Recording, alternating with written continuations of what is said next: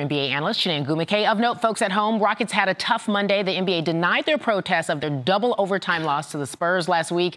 And then, well, Chiney, this happened. Let's go through it with the Kings. Dun, dun, dun. All right, folks. Rockets hosting the Kings. NBA officially, as mentioned, denied their request. Fourth quarter game tied at 113, Chiney. Rockets swing it around. McLemore, he hits a go-ahead three.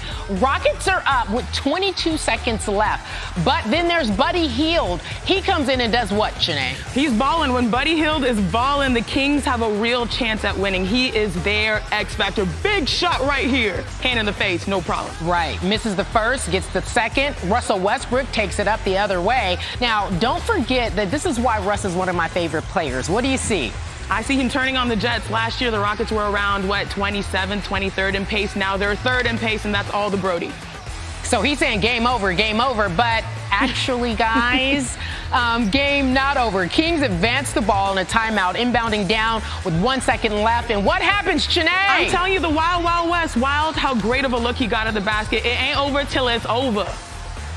Bielitsa with a game winner. You guys want to hear how it sounds? Take a listen, folks, because it's mighty interesting. To go home happy.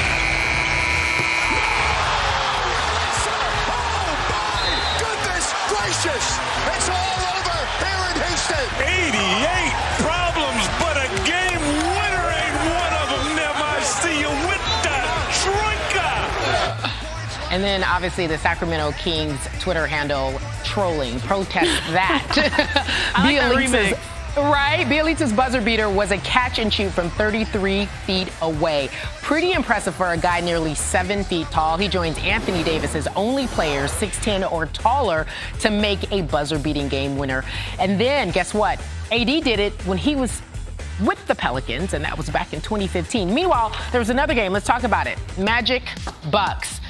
Bucks are good, 14 and counting. I think we already know this. We'll start with Giannis.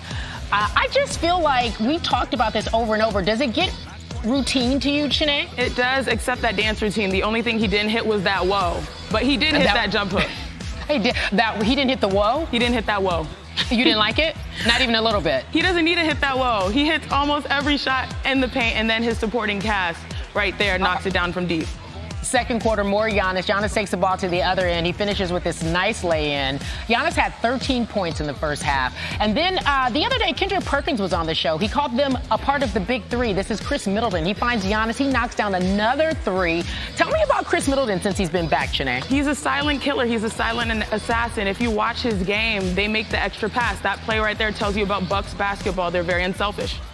They're very unselfish. And they seem to be a bunch of good kids, do they not? But on the other end, Jonathan Isaac says, I'm here too. Magic down by 7. He does a strong finish to the rim. But at the end of the day, Giannis and crew are just too much. 110-101. And then, just so you know, with the win, the Bucks improve to 21-3, tied with the best other team in the world. That's the Lakers. That's just me saying that, but they are also the best. The Bucks rank first in point differential and effective field goal percentage. Translation, they score more and take better shots. The Lakers right there behind them. The last time these two teams were the best in the NBA at this point in the season was 1971-72, way before any of us were born, when they met in the Western Conference Finals, and the Lakers, just for note, went on to win the chip that year. Let's talk about the Bucks. Chiney back with us, are averaging 120 points per game, best in the NBA. Scouting report, that's you. You're the scouting reporter. How would you describe their offense? Well, I'm going to take you inside timeouts. When it comes down to offense, coaches always say spacing and pace. Now, with the Bucks, they have the best pace in the NBA, but they also have the best spacing. Look at this. 1, 2, 3, 4, 5. 5 guys toes outside of the three-point line, which allows Giannis Antetokounmpo to pretty much take on the whole squad and have the paint to work. And nobody in the league so far can stop them. Again, scouting report on Giannis is to let him shoot. Spacing allows him to take nice rhythm shots, and he's taking them and making them. Now, this right here is good spacing, but look at the help side. Nobody wanted any part of that. Giannis Antetokounmpo is the Greek freak for a reason. He has the ball handling skills of a guard, but the footwork of a post, but spacing allows him to reach his potential. You talk about Giannis as if he is the best player in the league right now. What do you think?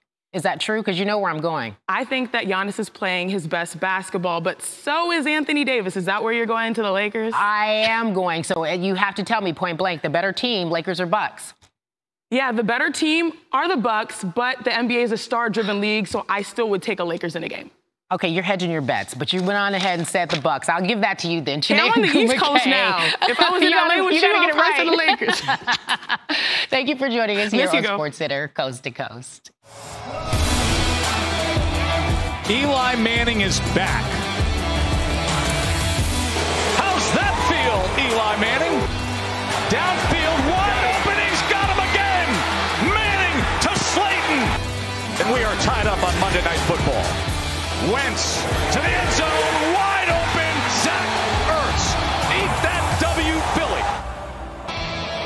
Some or many Giants fans may have breathed a sigh of relief at that outcome. At 2-11, the Giants remain in good position for April's draft. Only the Bengals at 1-12 are ahead of them or behind them, or however you want to look at it. Bengals right now with the first pick, Giants with the second pick. Giants do have a 20% chance of finishing with the worst record in the NFL this season. This is germane because we've got Mel Kiper Jr. joining us right now. So, Mel, if the current projected draft order holds for the last 3 weeks, what do you think the Bengals and Giants do with those picks at 1 and 2? David, look at the Cincinnati Bengals quarterback and Joe Burrow, franchise quarterback out of LSU. The monumental improvement over last season goes from 57% and change up to near 80%. He's over 71% in every game this year, David. 3 or more touchdown passes in 11 of 13 games. He would be a great fit in Cincinnati in a division with Baker Mayfield and Lamar Jackson. And certainly, I think you look at a guy like Chase Young going to the Giants at number 2. That's what they need, is a pass rusher. And Chase Young equaled the number of sacks of Myles Garrett during his career, David. He was ahead of Jadeveon Clowney in terms of sacks. He will be that fierce, consistent pass rusher, that dominant charge off the edge that he will provide is what Chase Young would bring to the New York Giants. All right, you say the Giants would take Chase Young at number 2. What happens if the Giants fall to the number 1 spot in the draft?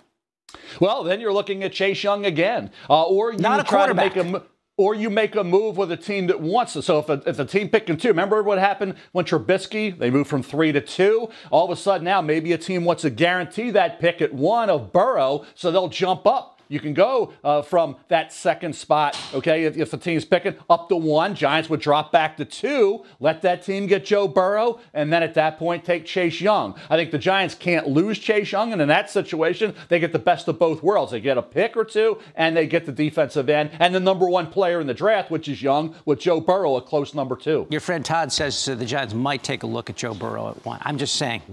I know. He's just Agrabant, isn't he? Scrooge. But he's gonna live and die with Daniel Jones analysis, okay? So you know he's going to go down fighting on that one. He's never been on the Daniel Jones got 3 Super Bowl rings, so it won't satisfy Todd. Okay. Listen, everyone was talking tanking for 2. That was the mantra in Miami. That's sort of been put to the side because of the injuries to Tagovailoa. The Dolphins have actually played a lot better in the second half. They're projected now to have the 4th overall pick. They've got 2 other first-rounders. What are the chances they still wind up with Tua? Pretty good, David. It's pretty remarkable how that all worked out where, you think they have to have the number 1 pick and they're going to take Tua. Now with the lower extremity injuries, he's going to be available probably, and that's where you're at 4. You take Tua. If you pass on him, then it opens up possibilities for the L.A. Chargers, for the Tampa Bay Buccaneers if he dropped into that, say, 10 to 15 area. But I really think Miami, to win the games they did, there was never a tanking. Those guys that are playing don't care about that. The organization's trying to build for the future and try to win games, and that worked out where they're still could get to it if they want him, if all the medical tests out okay and everybody clears them completely. Remember, Miami, ironically, David, is the team that passed on Drew Brees because of the shoulder. So hopefully they won't pass on Tua and he ends up with the Miami Dolphins. Just 134 shopping days left till the draft. Kiper McShay's 30 big questions on the 2020 draft right now on ESPN.com. Mel will be talking to you. Thanks, Dave. David, still ahead, New England accusations over a filming incident involving Cincinnati. What the NFL's investigation will tell us about what actually happened. Plus, the Lane train now in Oxford, Mississippi. Paul Feinbaum on his expectations. He was benched in September, but Daniel Jones has the ankle problem, so Eli gets the start. The family shows up. There's Peyton up there in the crowd. And Eli going to work. Already had hooked up with Darius Slayton once. 86, almost 86 the Eagles in that first half. Listen, this is what he learned watching Daniel Jones. Darius Slayton was Daniel Jones' go-to guy. Eli went to him early on in the first half, and they had big plays for the first half of this game. You see the numbers on Eli, only threw for 24 yards in the second half. The Eagles getting busy, down 7, 4th and 1. Carson Wentz doing everything he had to do to get this win. This was a huge win for Carson Wentz, leading this team with very few skill players available. Yeah, he's got no starting wide receivers. He's throwing for J.J. Arcega-Whiteside. Nice catch there, twisted backwards, gain of 22. Then looking for his tight end, Dallas Goedert. Got him. This is a huge play.